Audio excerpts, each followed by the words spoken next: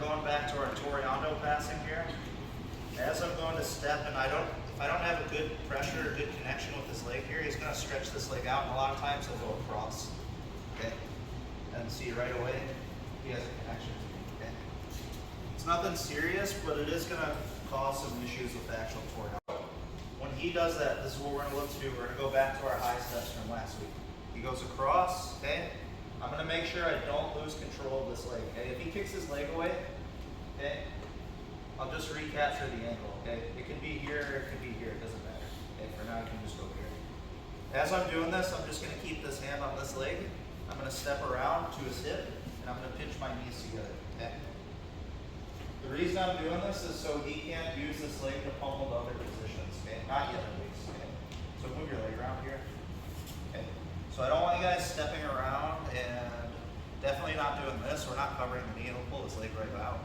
Or like switch to something else. Okay.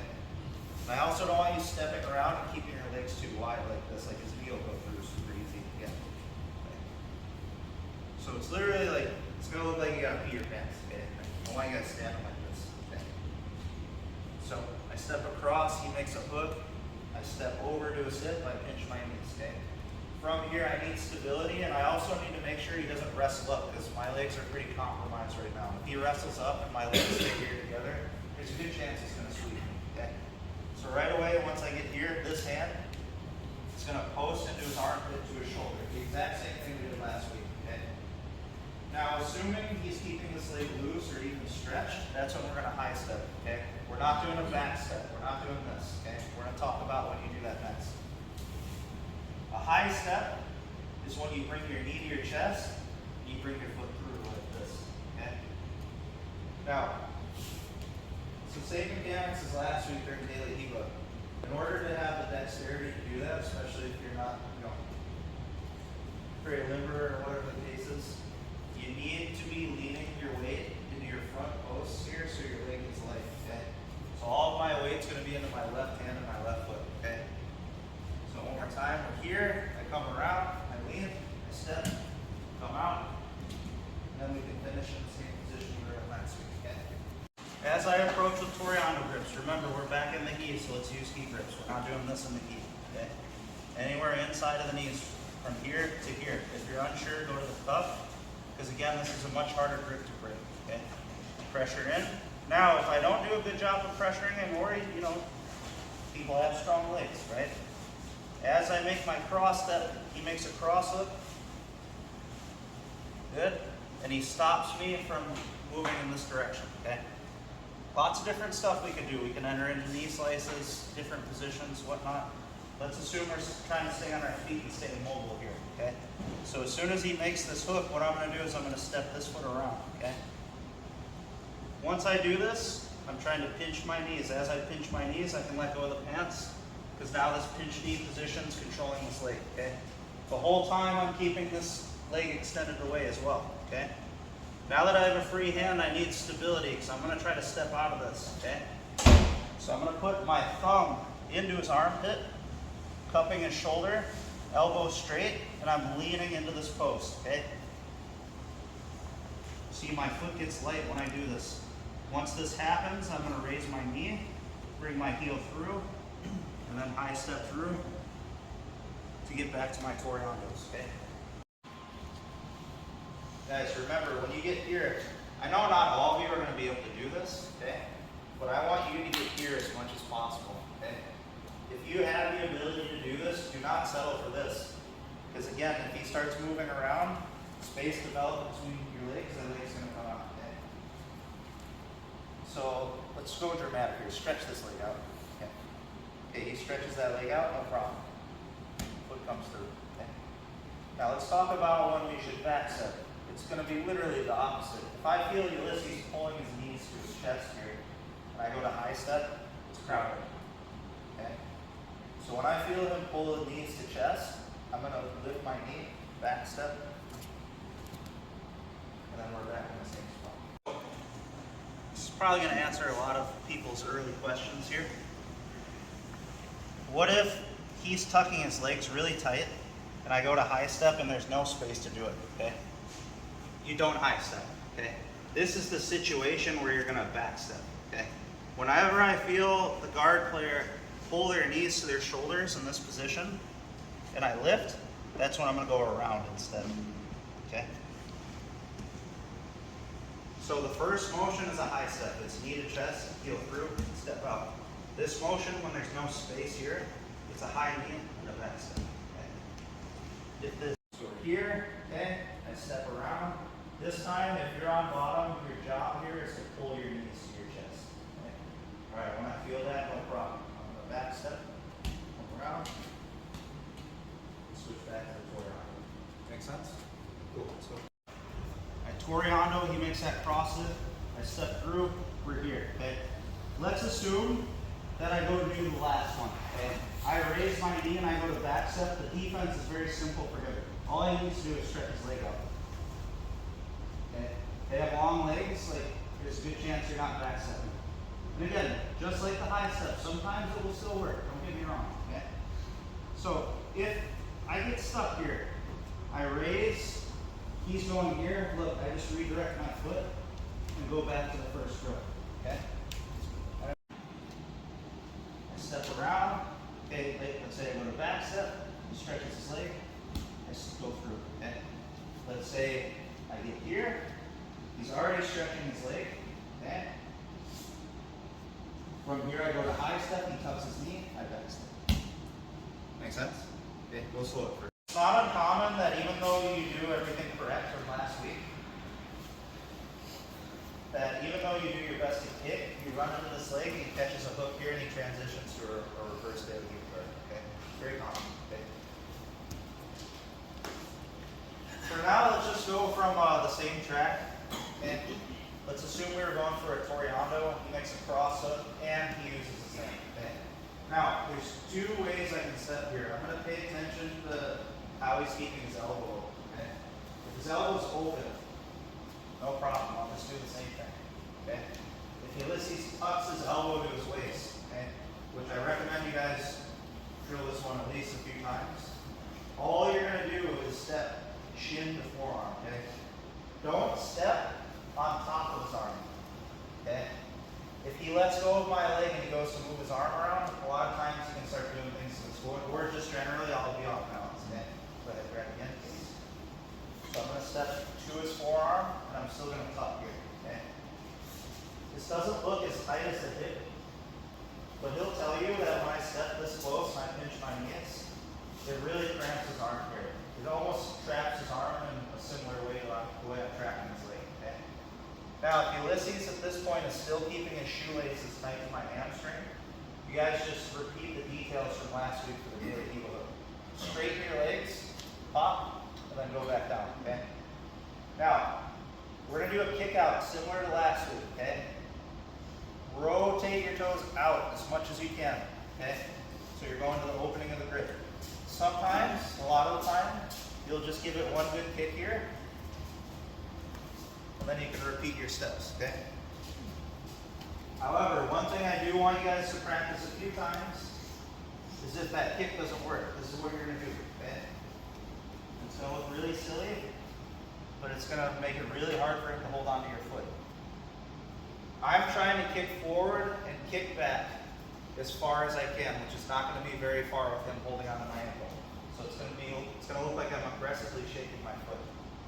Forward, back, until I come out, okay?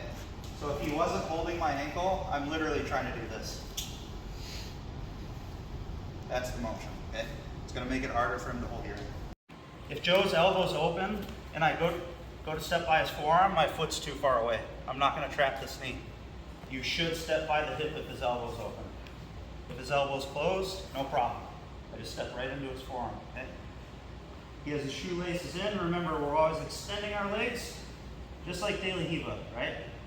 Turning my foot, kick heel, until I can high step, and then I'll pass, okay? Okay. Either after I break this hook or voluntarily, people will take it out. Ulysses is going to stretch his leg, start to bring it over. And if he's above my knee, he's going to be going for a reach here, okay? So, when this happens, okay, there's a preemptive way to deal with it, and there's a later way to deal with it. The later way, it's just going to be what we did last week with wiping the foot off the blade with our elbow. Okay? If I feel his foot's coming to my hip, I'll tuck my elbow to my own hip. That foot will not come across. Now, all I need to do is again go up my hips and push this off, and then you can go back to the same thing. Easy. Okay. Do that a couple times. The big one is when that foot does get across. Now it's like it's a problem, right? So if his foot comes over and starts going across and they know leg locks, like, okay, even if he doesn't leg lock me here, it's like my balance is pretty bad. Now he's turning my knee inward, okay? So as this foot comes over, what I'm going to look to do at this point, I am letting go of the armpit, okay? It's obvious he's not wrestling up now. Now he's looking to leg lock me. You can't do both at the same time right now, okay? I'm going to let go, bring my hand under. As I bring my hand under, again, I'm going to engage my hips, and as off that hip engagement, as they disengage, I'm going to wipe that foot off, okay? Go back to the armpit, and then same thing, okay? So back to Reverse De La Riva, okay? Again, I step around, my knees are pinched, we're here, Joe extends his leg, he goes to bring it over, okay? Preemptively, if he ever does that and it's not coming over fast enough, you can go here and just wipe it off, no problem, okay? But I want you guys to practice the dangerous one more. If his foot does go over, this won't do anything. You need to get under the heel here, by the ankle, pop your hips, and then wipe it. And then you can go back to what you were doing. Make sense? All right, cool. This week it was from here. Feet on hips. Okay. It's probably the most basic example of it. Hard to push this off sometimes. Same thing. If I push this down and he doesn't follow me, I backstep. Okay. If I go to backstep and I can't, I grab this foot, I lean, I high step. Okay. Now this rings true for single X too. Okay. I already showed you guys, like we're just trying to clear the foot. Okay. Long step, okay, we can also high step out of this as well. However, one thing we didn't cover with single X yet is when he reaps. Okay. So if this foot goes over and you try to make a tricep extension motion here or here, keep extending your foot. There's no fucking way. Okay. So when the foot comes over in any position, go ahead, extend. That's when you elbow away. Does that make sense? So here it's going to be really hard to force half guard. Like a lot of times, if you don't know what to do here, you're pretty much at his will with these grips. Now versus last week, this is significantly more dangerous because if he already has this angle, he's already past halfway to a full inversion. Go ahead. He's going to hit the crab ride, he's going to take your back, or he's going to wrestle up. Okay, we cannot let him spin under like that. Okay. So the good news is, it's like the habits we've been enforcing for the last hour are going to help with all of that. So if I'm controlling this leg, and if I'm doing a good job controlling this arm, and I have my knees pinched, try to invert. It's difficult. Okay. Now watch, just like last week, the end of this grip is now his ankle, because this is totally encapsulated. So watch, just like before, okay, we need to get this foot off this time so we can pummel into it. So see how high his foot is here? This is unacceptable right now. We need to straighten our legs, pop it, now his foot's going to be much lower. Okay? Now from here, watch, very important you're leaning now. We're going to back heel into our own butt, pummel this around, and use our shin to carry my knee all the way up to my own elbow, okay? In a lot of cases here, again, big guys, we could go to things like stack passes, okay? But for now, since the grip is open, we can just look to high step out. Make sense? Okay. He has a scoop grip, controlling his outside leg. We're here. I'm still leaning. Now more than ever to get this leg ready to pummel. Stabilize. Walk, walk, walk, walk, walk. Step. One. Or again, if you're worried about this, look, this isn't a good grip anymore. Step out. And then you can readdress. Okay? Remember, you don't always have to go directly into an attack. Okay? If you're just getting used to this motion, you can always just reset your passing sequence. Make sense? Cool. So I'm here. I'm still leaning. The end of the grip is his ankle now. So I'm gonna pummel my heel to my butt, just like we did to break the grip, the same motion. And now I'm gonna pummel it over his ankle. Shin to ankle, and we're not gonna stop lifting his foot until he stacks. So my elbow is gonna meet my knee, or my knee is gonna meet my elbow rather, okay? And then from here we have tons of options. Big boys, you get right into your stack passes. If, you know, it's a little shit that likes to go upside down and like, oh, I don't want to go into that. Guess what? High step out, okay? But guys, it's very, very important that you stack him, okay? Because if you don't, here's some of the risks, especially in no-gi. As I go to free Joe's foot, he can turn this grip into an underhook on my other leg. Underhook, yeah. And that's when he's going to K-guard, stuff like that, okay? So it's not over until he leaves this position and his feet start coming over his head, okay? You know, Jiu-Jitsu 101, take his hips away, right?